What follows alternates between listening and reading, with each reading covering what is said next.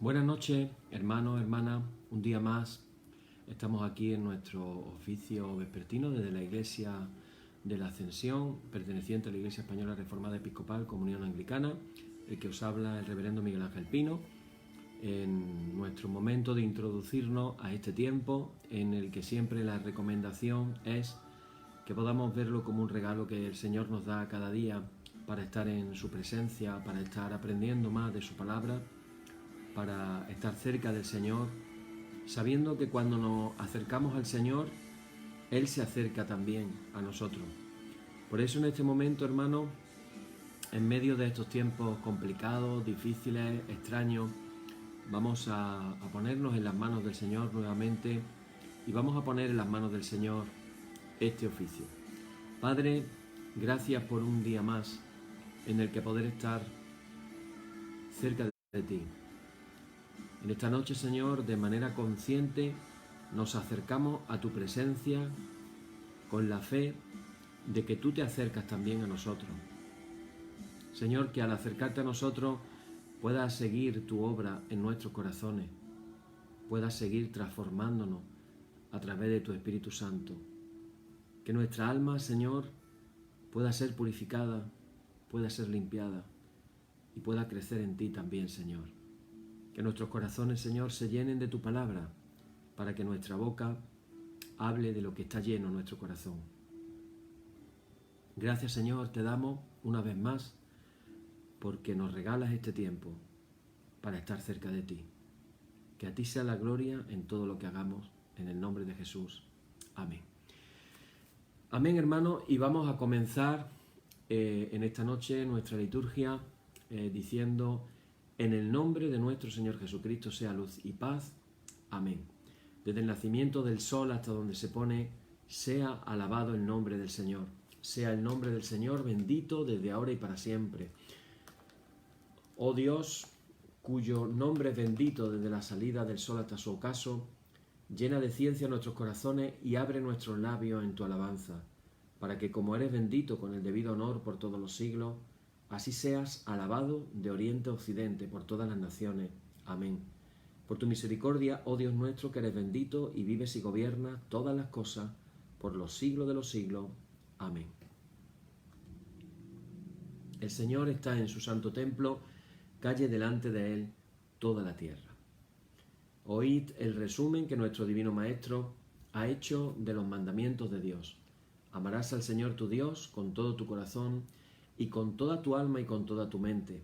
Este es el primero y el grande mandamiento, y el segundo es semejante a este: amarás a tu prójimo como a ti mismo. De estos dos mandamientos pende toda la ley y los profetas, y a nosotros, discípulos suyos, nos ha dado Jesús un mandamiento nuevo, diciendo: este es mi mandamiento, que os améis los unos a los otros como yo os he amado.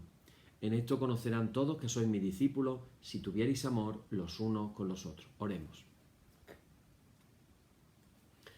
Señor Jesucristo, sin cuya ayuda nada podemos hacer, vive en nosotros y capacítanos con tu gracia, para que, llevando mucho fruto, demos gloria al Padre Celestial.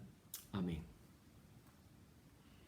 Hermanos muy amados, reconociendo con sinceridad cuán lejos estamos de haber cumplido fielmente la voluntad del Señor, humillémonos en su presencia y con un corazón contrito confesemos todas nuestras faltas y transgresiones, seguros de que Él oirá nuestra súplica. Oramos todos juntos, diciendo: Padre omnipotente y misericordioso, la confusión y la vergüenza no nos deja levantar nuestro rostro en tu presencia, por eso con humildad y dolor de corazón confesamos que nos hemos desviado de tu sendero y como ovejas perdidas hemos andado descarriados fuera de tus caminos.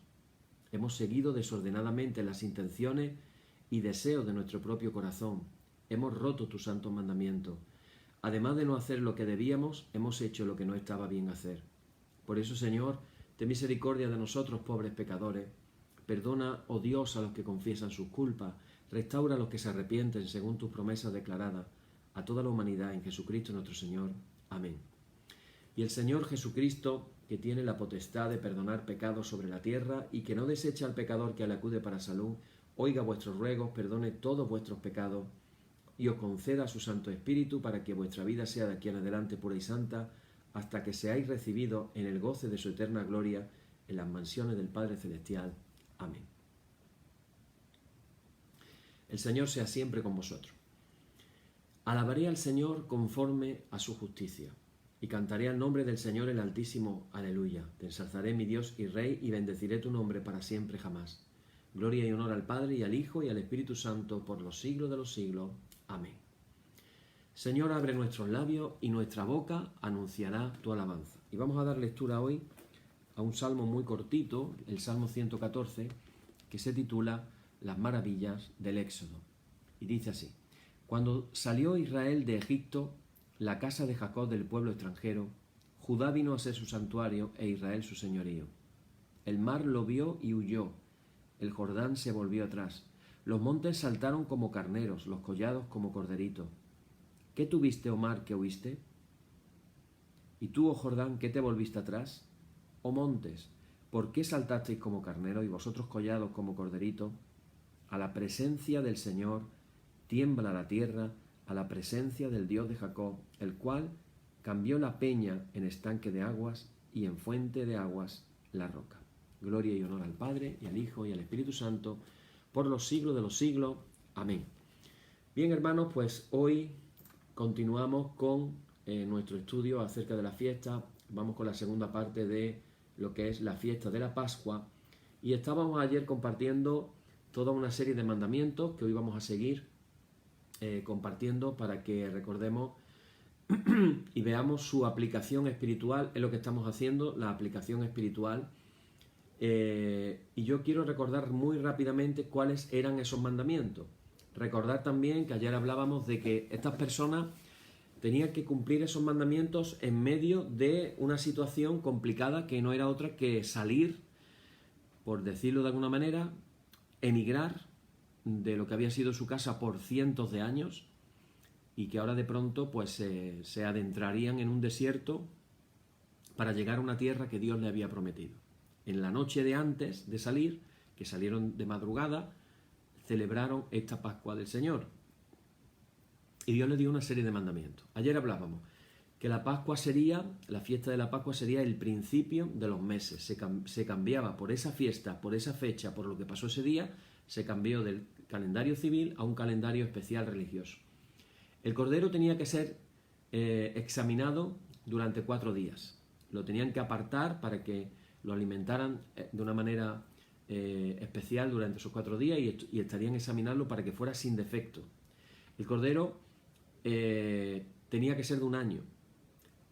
También hablábamos de que se comería un cordero por familia y hablábamos de la salvación, de que Dios quiere salvar familias, no solamente individuos. También hablábamos de que el cordero de la Pascua tendría que sacrificarse entre las 2 tardes.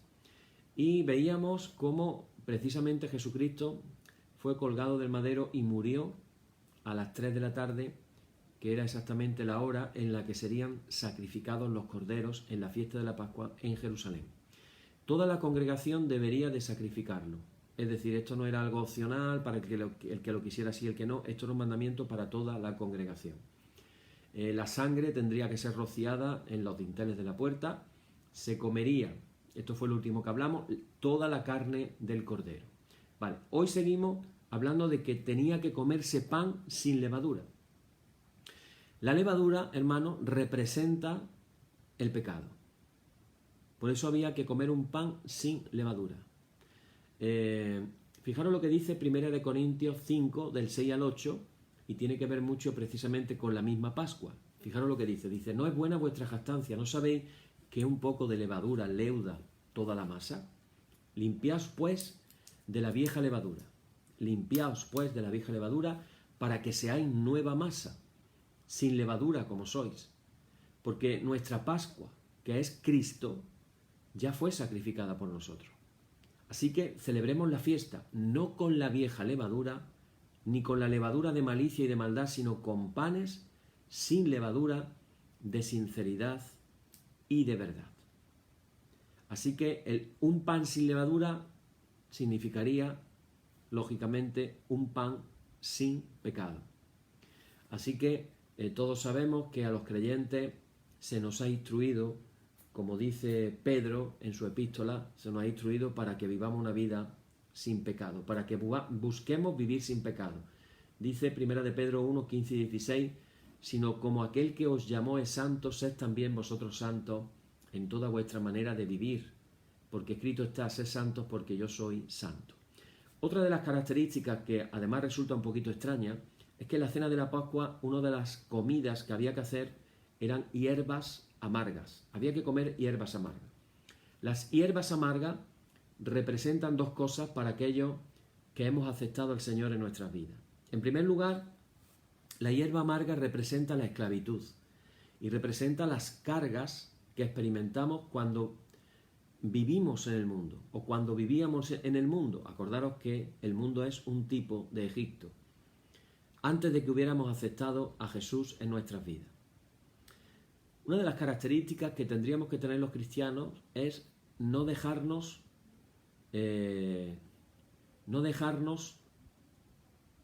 contagiar con la manera de vivir del mundo, con la ansiedad en la que se vive permanentemente. Hay hasta un libro por ahí que se llama Una carrera de ratas, como que el sistema en el que estamos inmersos es una carrera de ratas, dándonos empujones unos a los otros. Imaginaros los famosos metros en las grandes ciudades cuando abren sus puertas en una estación y hay un montón de gente esperando para subirse al tren y un montón de gente que se quiere bajar, y ahí se van mezclando los que se bajan y los que se suben y todos dándose empujones. Y el Señor nos dice, por nada estéis afanosos, por nada estéis afanosos.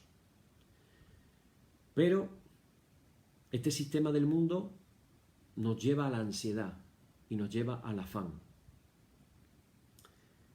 Después de la industria armamentística en los Estados Unidos, se sabe en cifras que la segunda industria mayoritaria de Estados Unidos es la farmacéutica y sobre todo los medicamentos que combaten la depresión y la ansiedad.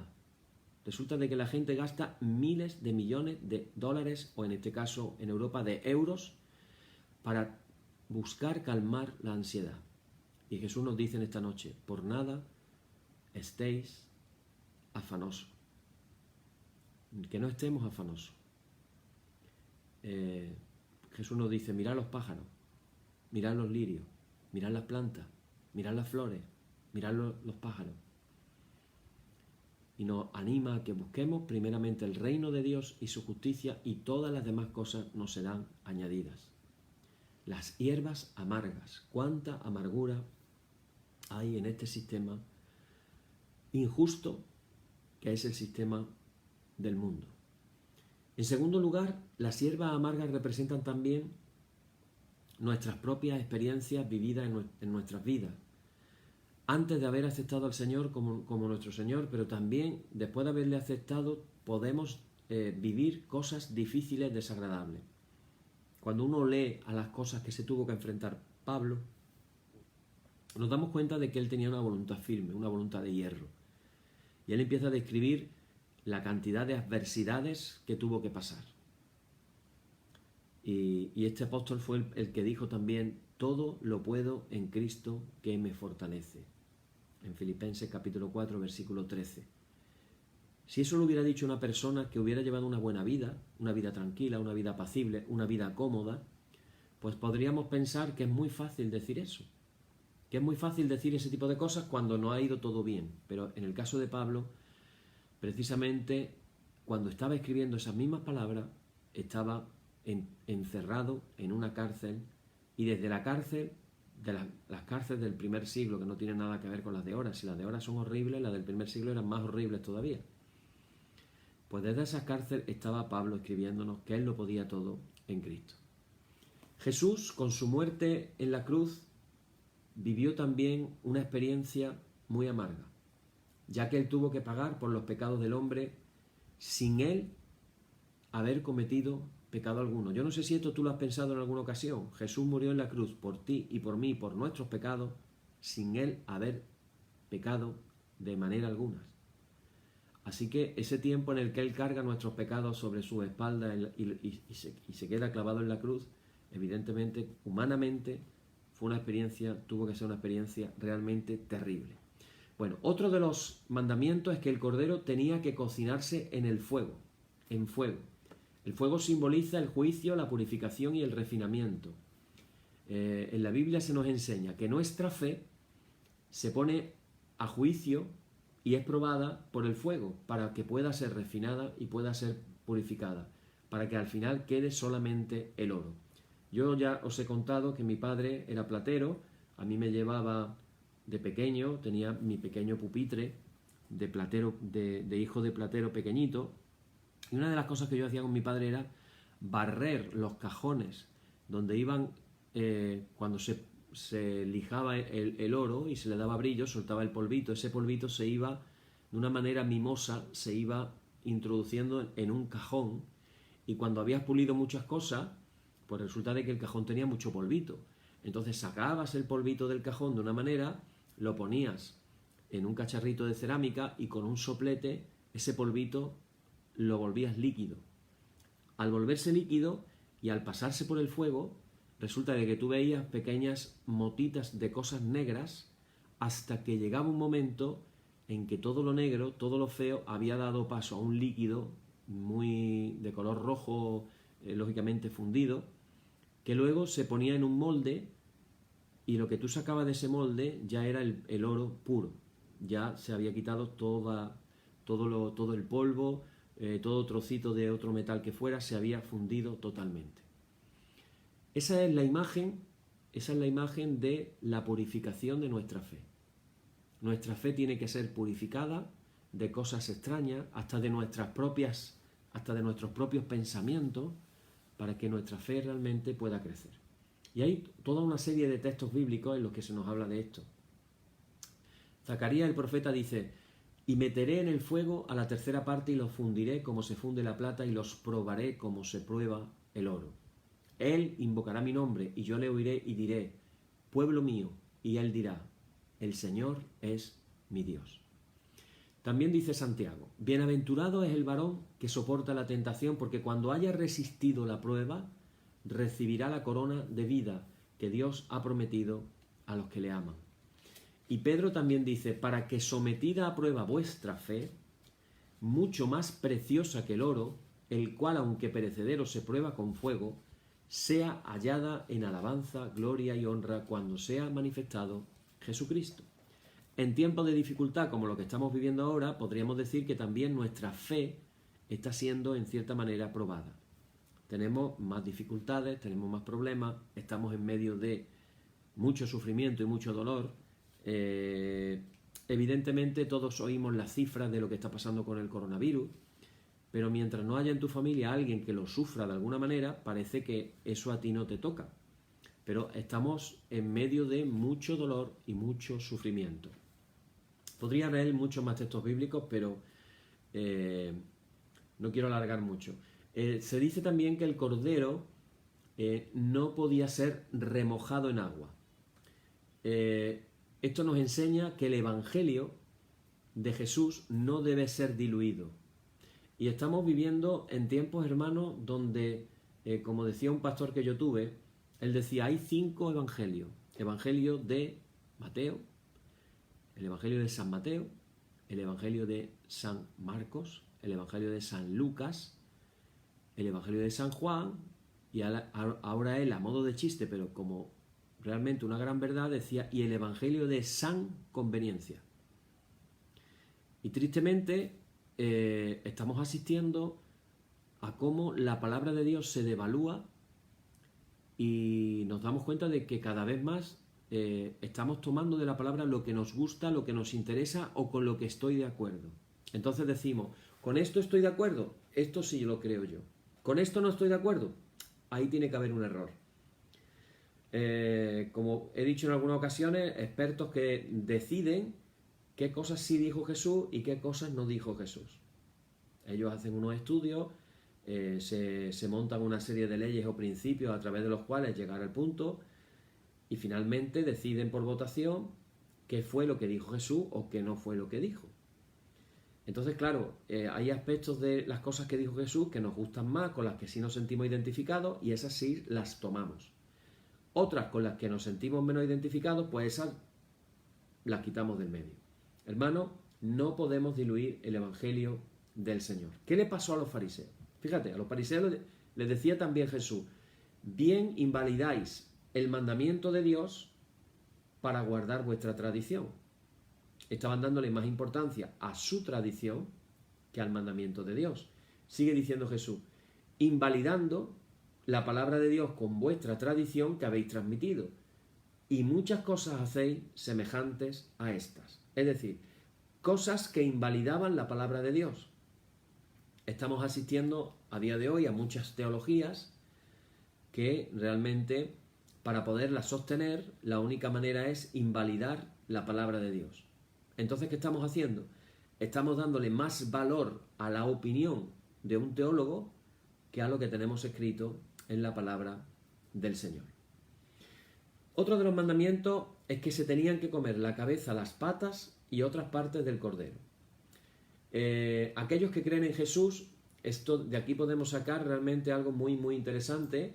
Aquellos que creen en Jesús, los que creemos en Jesús, tenemos que alimentarnos de la forma de pensar de Jesús, la cabeza. Fijaros, dijo Pablo a los filipenses: haya en vosotros el mismo sentir que hubo también en Cristo Jesús. ¿Qué sentir el que tenemos que tener como cristianos? El mismo que tuvo Jesús. ¿Y qué sentir tuvo Jesús? Bueno, pues ahí en Filipenses se nos va relatando. Está en el capítulo 2, a partir del versículo 5, lo puedes leer en casa. Dice: tener el mismo sentir que tuvo Cristo Jesús, el cual, siendo en forma de Dios, no lo tuvo como algo a lo que aferrarse, sino que se despojó de sí mismo. Y ahora dice: y se hizo hombre. Y siendo hombre tomó forma de siervo, tomó forma de esclavo. Bueno, pues ahí sigue diciéndonos cuál es la forma de sentir del Señor. También Pablo dice algo que es muy misterioso. Pablo dice: porque ¿quién conoció la mente del Señor? ¿Quién le instruirá? Dice: nosotros tenemos la mente de Cristo. ¿Cuántos podemos decir lo mismo que dijo Pablo? ¿Cuántos de nosotros podemos decir hoy en el siglo XXI que tenemos la mente de Cristo? Bueno, pues si Pablo lo dijo en el siglo I, quiere decir que hay alguna manera de que en un momento dado de nuestro peregrinar espiritual podamos alcanzar ese nivel que Pablo tenía. No solo él, porque él habla en plural. No dice: yo tengo la mente de Cristo. Yo, el gran Pablo, no. Él dice: nosotros tenemos la mente de Cristo. Podemos tener la mente de Cristo.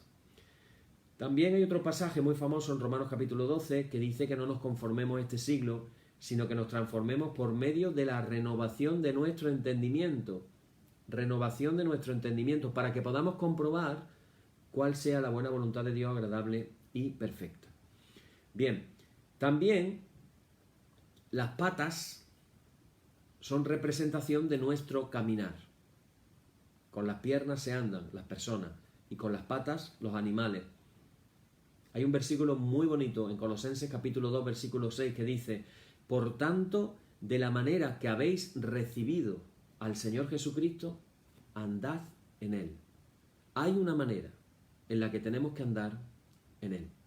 También se dice otro mandamiento, que el cordero se tenía que comer apresuradamente, deprisa. Y en ese comer apresuradamente vamos a encontrar cómo tenían que hacerlo. ¿Qué podemos aprender de comer el cordero apresuradamente? Bueno, pues el entendimiento espiritual que nos puede traer esto es que los creyentes tenemos que darnos prisa en dejar atrás Egipto. ¿Qué es Egipto? Las influencias del mundo. Y encaminarnos rápidamente hacia la vida del Mesías. Vamos a leer un texto en el Evangelio de Lucas, capítulo 19.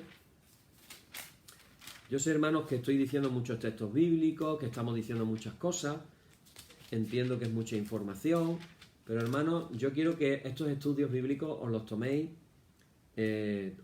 con tranquilidad, os los toméis como un disfrute.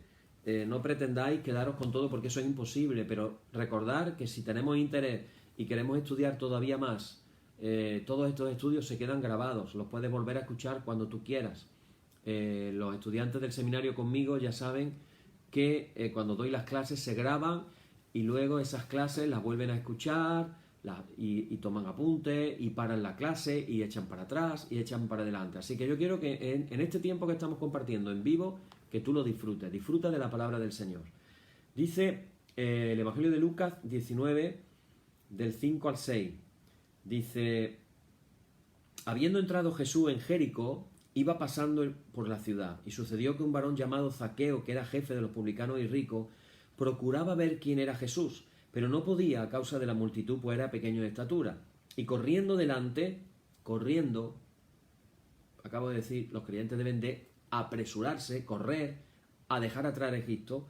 Corriendo subió a un árbol sicómoro para verle, porque había de pasar por allí. Cuando Jesús llegó a aquel lugar, mirando hacia arriba, le vio y le dijo, mira lo que le dijo Jesús a Zaqueo: Zaqueo, date prisa, desciende, porque hoy es necesario que yo pose en tu casa. Date prisa, deja las cosas de atrás. Y efectivamente dice que entonces él descendió a prisa y le recibió gozoso. Y ahí cuenta todo lo que hizo después de recibir al Señor en su casa. Bueno, también se nos dice que tenían que comer con los lomos ceñidos. Con los lomos ceñidos, vale. Yo sé que esta expresión tenemos que imaginárnosla. Los lomos ceñidos. Recordar que las personas iban con túnicas, unas túnicas. Las túnicas, si las llevas sueltas, se pueden arrastrar por el suelo. Entonces, cuando tú necesitas ir más rápido, te ciñen los lomos, se ponen una cuerda y entonces la faldita sube para arriba. Al subir para arriba, los pies quedan más libres para poder caminar. Entonces, darse prisa en comer, y luego dice, apriétate los lomos. Cuando yo comencé a leer esto, de pronto me di cuenta de que la imagen que yo estaba teniendo en mi mente es muy parecido a lo que Pablo enseñó en el libro de Efesios, en los últimos capítulos, creo que capítulo 6, si no mal recuerdo, lo voy a buscar un momentito, en Efesios 6, fijaros qué curioso, él habla de la armadura de Dios.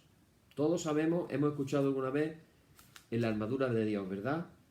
Entonces dice en el versículo 14, fijaros lo que dice, qué curioso. Lo primero que dice de la armadura es esto: estad pues firmes, ceñidos vuestros lomos con la verdad. ¿Cómo comienza uno a ponerse la armadura de Dios? Uno comienza a ponerse la armadura de Dios cuando se ciñe los lomos. Pues lo mismo sucede en la Pascua. Entonces, si esto era un mandamiento para hacer la Pascua, ¿cuántas veces Pablo, que había celebrado la Pascua anteriormente, en esa noche de la Pascua la comía con los lomos ceñidos?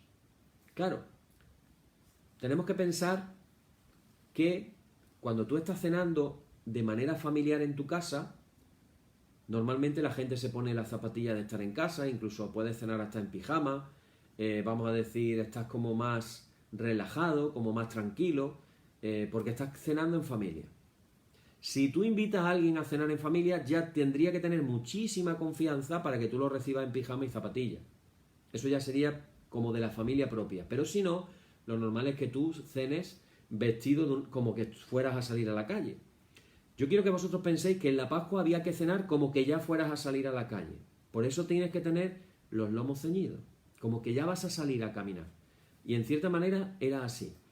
Bueno, las Escrituras mencionan el tema de los lomos ceñidos y dicen, para que fijaros qué curioso, dice, y la mano del Señor estuvo sobre Elías. Es decir, eso quiere decir que el Espíritu Santo vino sobre Elías, el cual, fijaros qué curioso, ciñó sus lomos y corrió delante de Acaz hasta llegar a Jezreel. Bueno, este correr es un correr milagroso, porque Acab iba en carro, no iba corriendo.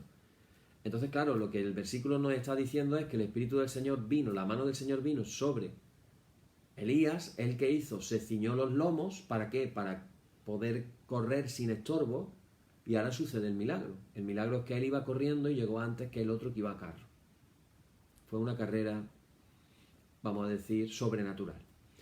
Dice también en Jeremías, fijaros qué curioso, capítulo 1, versículo 17, dice Jeremías, le dice Dios a Jeremías: tú pues ciñe tus lomos, levántate y háblales todo cuanto te mande, no temas delante de ellos, para que no te haga yo quebrantar delante de ellos. Cuando Dios llama a Jeremías, le dice: ponte de pie y ciñe tus lomos. ¿Os dais cuenta? Otra vez lo mismo que hay que hacer en la noche de la Pascua. Y también primera de Pedro dice: por tanto, ceñid los lomos de vuestro entendimiento, sed sobrios y esperad por completo en la gracia que se os traerá cuando Jesucristo sea manifestado. Otra vez, ponte de pie, cíñete los lomos. Vivimos tiempos, hermanos, en los que tenemos que hacer eso. Ponernos de pie, ceñirnos los lomos y esperar la venida, la gracia, el poder del Espíritu Santo. ¿Para qué? Para poder salir corriendo en la vida cristiana. Por eso dice lo siguiente: los pies tenían que estar calzados. No podían cenar con los pies descalzos. Cuando lo normal era que si tú cenabas en tu casa, te habías lavado los pies. ¿Os acordáis de la cena de Jesús? Que se lavaron los pies. Los pies se quedan descalzos. Pero en la Pascua había que tener los pies calzados.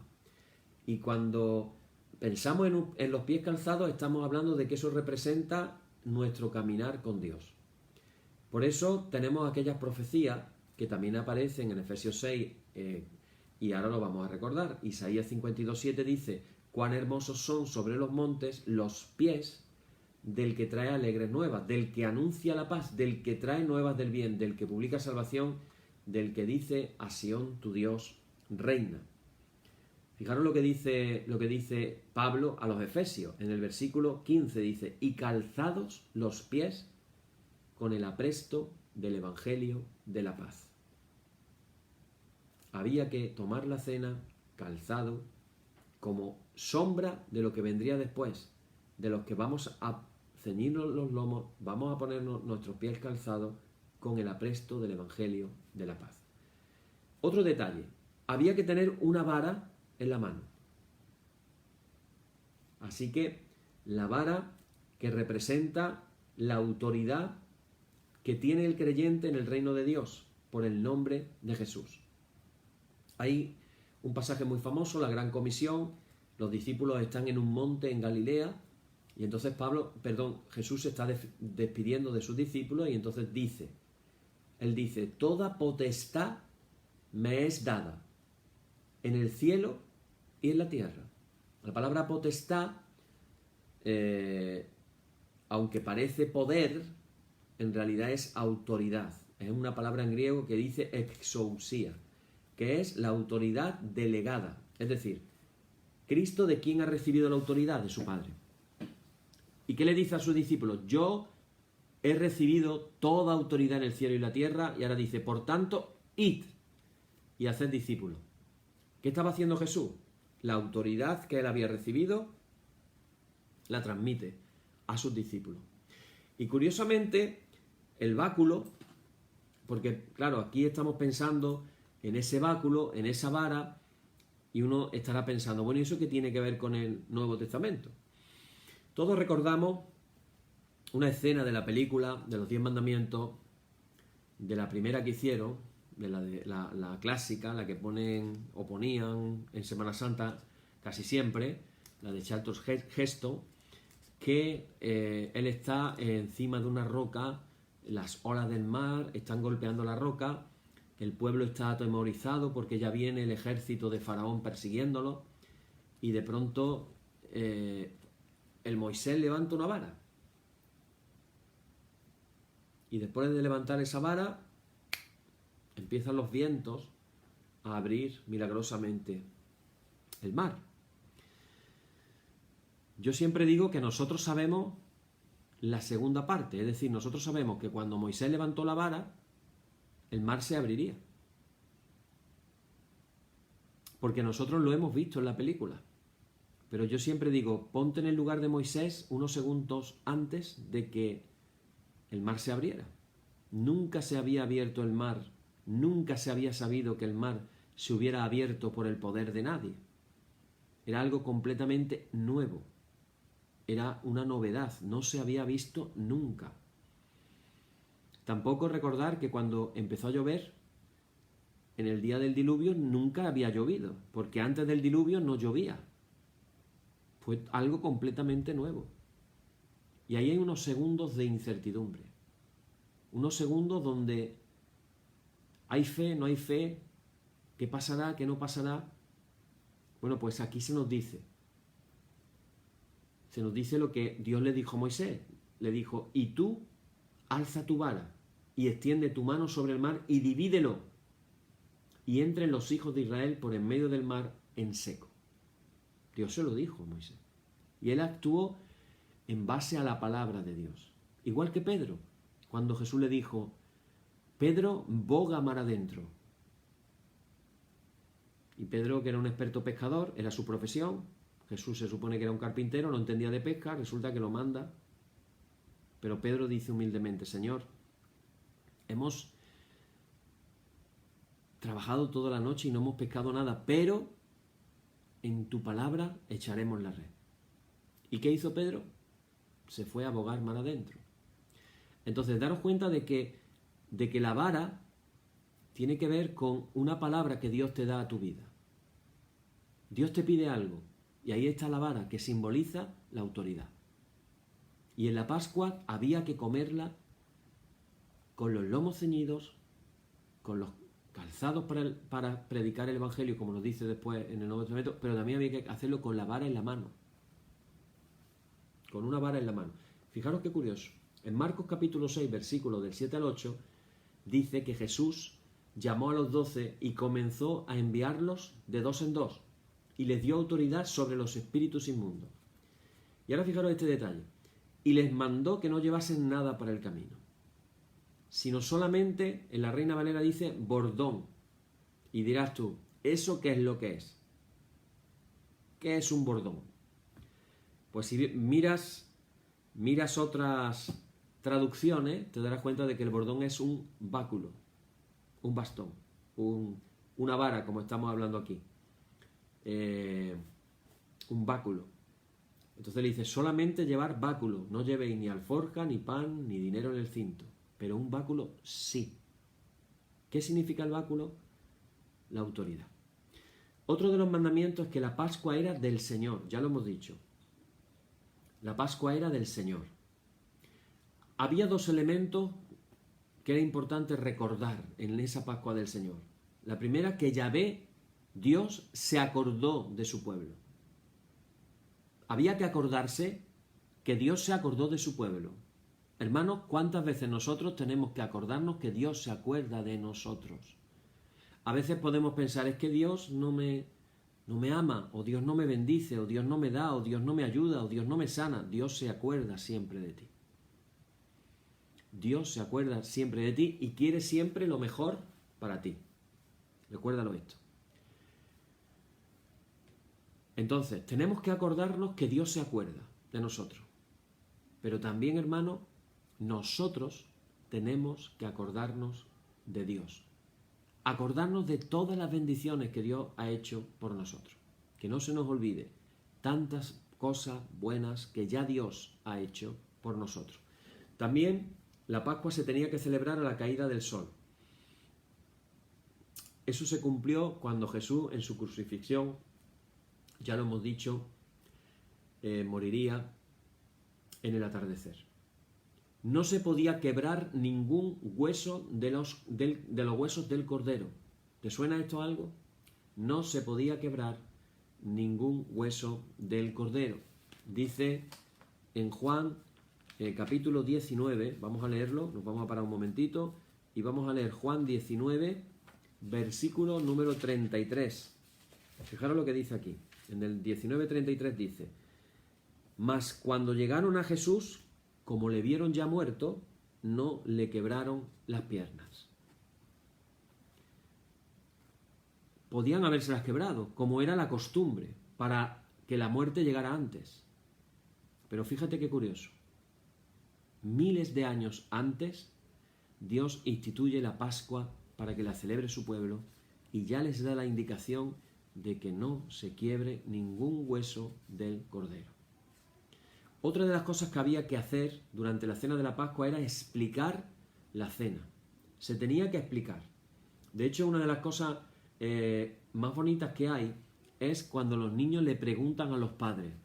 Y hay como una especie de interrogatorio que los niños tienen que hacer a los padres para que los padres les expliquen lo que está pasando. Y entonces, por ejemplo, una de las preguntas es cuando los niños empiezan y le dicen a los padres, le dicen al padre, papá, ¿por qué esta noche es diferente de las otras noches? ¿Por qué esta noche comes con los lomos ceñidos, con los zapatos puestos y con el báculo en la mano? ¿Por qué esta noche comemos hierbas amargas? ¿Por qué esta noche comemos pan sin levadura?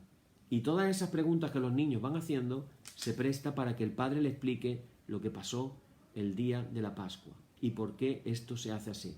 Así que tener en cuenta que el mismo Jesús explicó cada momento de la cena cuando él la estaba haciendo. Entonces, si nos vamos a Lucas 22, vamos a leerlo, merece la pena, y con esto voy a ir terminando. En Lucas 22, versículos del 14, dice, cuando era la hora se sentó a la mesa y con él los apóstoles. Y les dijo, ¿cuánto he deseado comer esta Pascua con vosotros? Porque os digo que no la comeré más hasta que se cumpla en el reino de Dios. Y habiendo tomado la copa, tomado la copa, dio gracias y dijo, tomad esto y repartidlo entre vosotros, porque os digo que no beberé más del fruto de la vid hasta que el reino de Dios venga. Y tomó el pan y dio gracias, y lo partió y le dio diciendo, esto es mi cuerpo que por vosotros es dado, haced esto en memoria de mí. De igual manera, después que hubo cenado, tomó la copa diciendo, esta copa es el nuevo pacto en mi sangre que por vosotros se derrama. Cada cosa que iba haciendo decía una pequeña explicación de lo que iba haciendo. Eso es uno de los mandamientos de la cena de la Pascua. La Pascua debía de ser sacrificada fuera de las puertas de la ciudad. Es decir, que el cordero no se sacrificaba dentro, se sacrificaba fuera de las murallas. El cumplimiento mesiánico lo tenemos en que precisamente Jesús fue crucificado fuera de los muros de Jerusalén, en un lugar que todos sabemos cómo se llama. Ese lugar se llama Gólgota. También cantaron un cántico de regocijo al Señor, ya cuando van terminando lo que es la ceremonia. Cada vez que los creyentes experimentemos y aprendemos más acerca del significado de la Pascua, tiene que surgir en nosotros un espíritu de regocijo hacia el Señor como agradecimiento por haber sido liberados del pecado y por experimentar ahora una nueva vida en el Mesías. Ahora en la cena del Señor, daros cuenta de que nosotros estamos recordando la última vez que Jesús comió esa Pascua. En este momento hay dos tipos de interpretaciones entre los expertos. Unos dicen que lo que comió Jesús fue la cena de la Pascua. Y otros dicen que no pudo ser la cena de la Pascua, pero que lo que comió fue también, la cena fue en un contexto pascual. Da igual lo que tú opines o pienses, no tratamos aquí de quién tiene o quién no tiene razón. De hecho, los mismos expertos ni se ponen de acuerdo. Unos, reconocen que puede ser una cosa, puede ser la otra. Ni siquiera llegan a un acuerdo en ese sentido. Pero lo que sí está claro es que la semana de la Pascua fue la semana en la que Jesús murió. Y como acabamos de leer en Lucas, Jesús les dijo, se sentó a la mesa con los apóstoles diciéndole, cuánto he deseado comer con vosotros esta Pascua antes de que padezca. Todos sabemos que la noche que terminó la Pascua, terminaron cantando un himno, se fueron al Getsemaní, y en el Getsemaní Jesús comenzó su pasión. Primero orando acerca de lo que se le venía. La oración más grande que un ser humano ha podido hacer. Padre, que pase de mí este cáliz, pero que no se haga mi voluntad sino la tuya. La más grande oración que un ser humano haya podido hacer, la hizo Jesús, como hombre. Y nos cuenta la historia que por varias horas estuvo orando y nos cuenta cómo se quedó solo. En esa oración se quedó solo. Y Jesús le tuvo que decir a sus discípulos: ni tan solo una hora habéis podido velar conmigo. Y en 3 ocasiones oró. Hasta 3 veces. Esto nos recuerda también a la oración de otro gran hombre, a Pablo, cuando él dijo que había orado por 3 veces que Dios le quitara un aguijón que tenía en la carne. Y entonces Dios le dijo a Pablo: Pablo, bástate mi gracia, porque mi poder se perfecciona en la debilidad. Pero en el caso de Jesús no fue así. Jesús le dijo al Padre: Padre, pase de mí este cáliz, pero no se haga mi voluntad, sino la tuya. ¿Cuántos de nosotros, hermanos, cuántos de nosotros queremos hacer la voluntad del Señor antes que la nuestra? Nos damos cuenta de el objetivo de este estudio no es otro, hermanos, que entender cómo el antiguo conecta con el nuevo y cómo el nuevo está conectado con el antiguo. Cuando tú lees los mandamientos y descubres que hay tanta similitud en cómo había que comer la Pascua y lo que es la armadura espiritual, qué curioso, ¿verdad? Qué curioso. Pero hay una última cosa y de verdad que ya con esto termino. Ceñidos vuestros lomos. Cuando tú lees en la Biblia los que se ceñían los lomos, porque era por un toque espiritual y una misión que cumplir. Elías se ciñó los lomos, vino la mano del Señor sobre él, se ciñó los lomos y salió corriendo, porque tenía que llegar a un lugar antes que acá. Tenía una misión. Jeremías tenía la misión de ser el que hablaba de parte de Dios. Y le dice Dios: Jeremías, ponte de pie y cíñete los lomos. Y haz la misión a la que yo te mando a llamar. Fíjate qué curioso que Pablo dice lo mismo cuando empieza a decir que tenemos una lucha que no es contra carne y sangre, sino contra principados, contra potestades, contra autoridades. Y entonces Pablo dice: fortaleceos en el Señor y en el poder de su fuerza. Y dice: por tanto, tomad la armadura de Dios para que podáis resistir en el día malo y habiendo acabado todo, estar firme. Y ahora dice: estad pues firmes. Para estar firmes tenemos que estar de pie. De pie. Lo mismo que dice la Pascua: puesto de pie, cíñete los lomos. Ceñidos vuestros lomos con la verdad. Ceñir los lomos con la verdad en un mundo que vivimos que es pura mentira. Si pensamos los 3 grandes pecados que tenemos ahora mismo en el mundo: lujuria, codicia y mentira. Dios nos dice: cíñete los lomos con la verdad. Busquemos la verdad. Hermanos, verdad hay una sola. Mentiras muchas. Verdad una sola. Vayamos en pos de la verdad. Amén. Y voy a compartir una canción que me gusta mucho, que habla de lo que el Padre, es una canción dirigida al Padre, que habla de lo que el Padre hace, pero también habla de lo que queremos pedirle al Señor que haga en nosotros. Y habla de estar hambriento y habla de pedirle al Padre que nos llene. Ojalá que esta canción la convierta en una oración para ti en esta noche.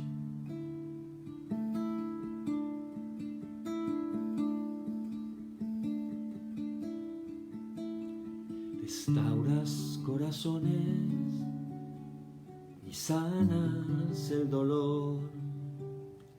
Padre de los cielos, te damos el control.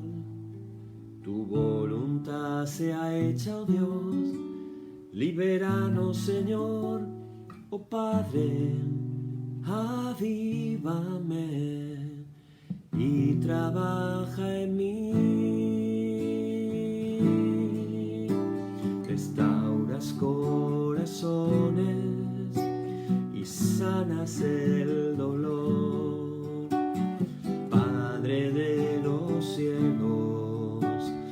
cedamos el control. Tu voluntad sea hecha, oh Dios, libéranos, Señor. Oh Padre, avívame y trabaja en mí. Dios, hambriento estoy de tu justo poder. Padre, ven y lléname otra vez. Dios, sediento estoy de tu justo poder. De tu aceite y vino, lléname. Yo quiero ver tu rostro y lleno quiero ser, viviendo en tu presencia y tu gloria conocer. Tu voluntad escojo en mí, la seguiré hasta el fin. Moldéame, transfórmame a un nuevo ser. Dios, hambriento estoy de tu justo poder. Padre, ven y lléname otra vez. Dios, sediento estoy de tu justo poder. De tu aceite y vino, lléname.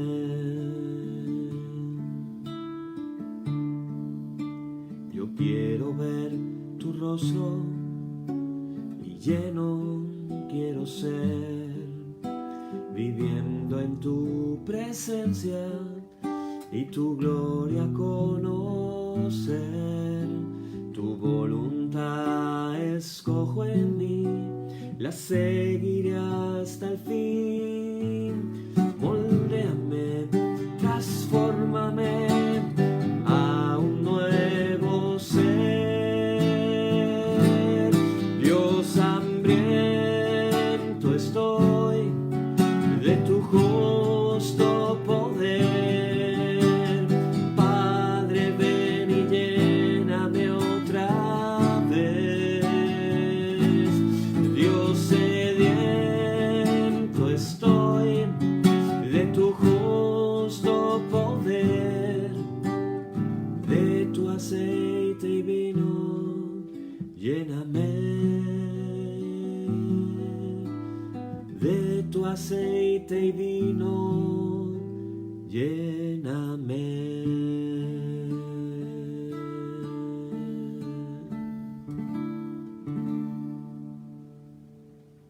Que el Señor restaure nuestros corazones y sane nuestro dolor, y que tome el control de nuestras vidas, y que su voluntad sea hecha en cada uno de nosotros. Y decimos ahora, hermano: oh Señor, santifícanos en tu verdad, tu palabra es la verdad. Amén. Oramos diciendo: Señor, ten misericordia de nosotros. Cristo, ten misericordia de nosotros. Señor, ten misericordia de nosotros. Padre nuestro que estás en los cielos, santificado sea tu nombre. Venga tu reino. Hágase tu voluntad, así como en el cielo, que sea hecha también en la tierra. Danos el pan nuestro de cada día, y perdónanos nuestras deudas, así como nosotros perdonamos a nuestros deudores, y no nos dejes caer en la tentación, mas líbranos del mal. Amén. Líbranos del mal y confírmanos en tu temor con toda obra buena, oh Trinidad, Dios nuestro, que eres bendito y vives y gobiernas todas las cosas por los siglos de los siglos. Amén. Señor, muéstranos tu misericordia y danos tu salud. Llena a tus ministros de virtudes y da alegría a tu pueblo escogido. Acuérdate siempre de esta congregación que tú has poseído desde el principio. Oh Dios, purifica nuestros corazones y no quites de nosotros tu Santo Espíritu. por la tarde, de mañana y al mediodía. Justo es, oh Señor, que te alabemos. Señor Dios omnipotente, que de la tarde a la mañana y el mediodía has hecho un día solo, y has mandado al sol que conozca su ocaso, abre, te rogamos, las tinieblas de nuestros corazones, y brillando tú en ellos, te conozcamos como Dios verdadero y luz eterna. Amén. Por tu misericordia, oh Dios nuestro, que eres bendito y vives y gobiernas todas las cosas, por los siglos de los siglos. Amén. Hermanos, en el nombre de Jesucristo nuestro Señor, terminemos con paz. Gracias sean dadas a Dios. Amén. Y la paz que al subir a los cielos dejó Jesús a sus discípulos sea siempre con vosotros en toda su plenitud, y la bendición de Dios el Padre omnipotente y del Hijo y del Espíritu Santo descienda sobre vosotros y more en vosotros eternamente. Amén. Amén, hermanos, pues terminamos por hoy. Que el Señor os bendiga. Mañana estaremos nuevamente haciendo nuestro oficio. Mañana lo haremos posiblemente más temprano, pero como llega el aviso a todos los que lo veis, pues en cuanto que estemos conectados, seguro que llegará el aviso. Que el Señor os bendiga mucho y mañana nos vemos de nuevo. Amén.